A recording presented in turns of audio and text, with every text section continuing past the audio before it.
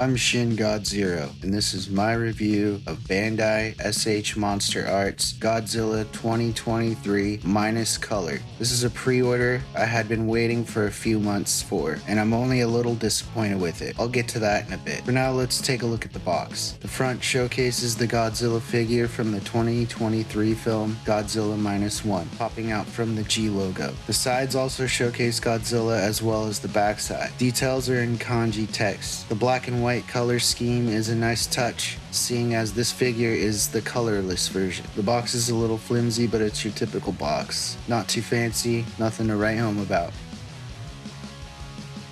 So let's take this bad boy out of the box. This figure looks great, except for the left side of the face, which has a huge area of gray paint on his eyebrow and on his cheek. It makes him look like he got hit with a pie or something. The eyes are also a little sloppy, along with the teeth. I know they're small, and detailing them must be problematic, but this isn't a cheap figure by any means. But the rushed looking paint job makes me think otherwise. I mean, besides that, this thing is awesome looking. The dorsal plates are pretty much perfect. None of them are bent. The skin detail looks fantastic. I could get lost in the skin detail alone. I don't know, maybe it's just a fluke because my 1954 Godzilla from S.H. Monster Arts is nearly flawless. They're just minor details though, nothing too picky.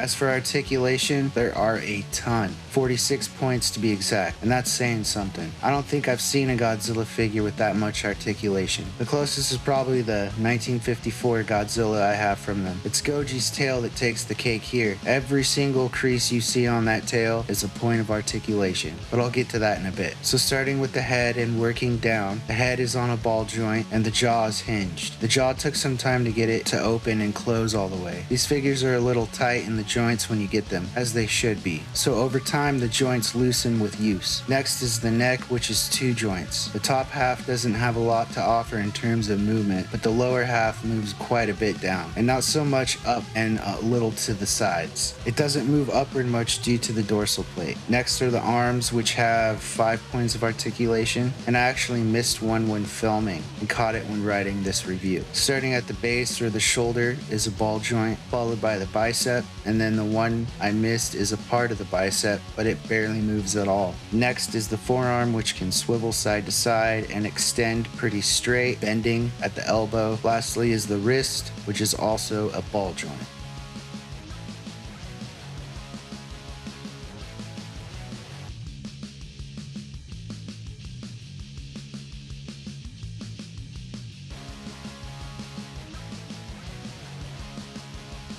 Next, we have the upper torso region that seems to be on a ball joint, as I can swivel and move it around like it has one. It doesn't have too much give when bending it side to side though, but it bends over forward pretty far, enough to make Goji sort of look down. But do be careful, as his head will pop off the ball joint when trying to make him look down too far. As for the legs, the base is a ball joint that allows for a lot of movement, but his scaly hide sort of hinders it. Next is the sort of dangling ringlet. My guess guess is it's to hide the artificial joints, and that seems to be its only purpose. It acts like a curtain of sorts. Next is the lower leg between the knee and the ankle, and that bends like a leg would bend. Next is the ankle joint, which is also a ball joint and gives plenty of wiggle room for uneven surfaces. Then you have the 3 prominent toes that are articulated. Surprisingly, I was not expecting that at all, to be honest. A really neat feature.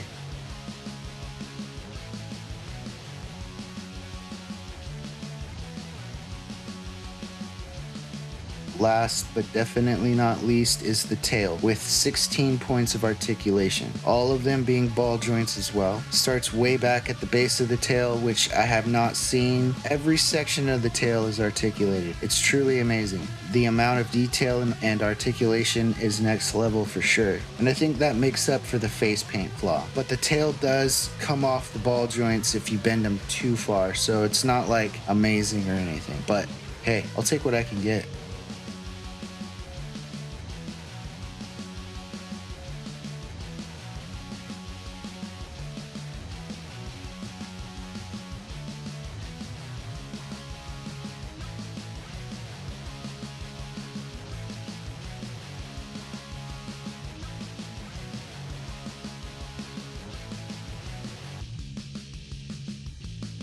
Overall, this is a very detailed and articulated figure, and I think S.H. MonsterArts did a great job with the sculpt and build. The paint work, on the other hand, could use some work.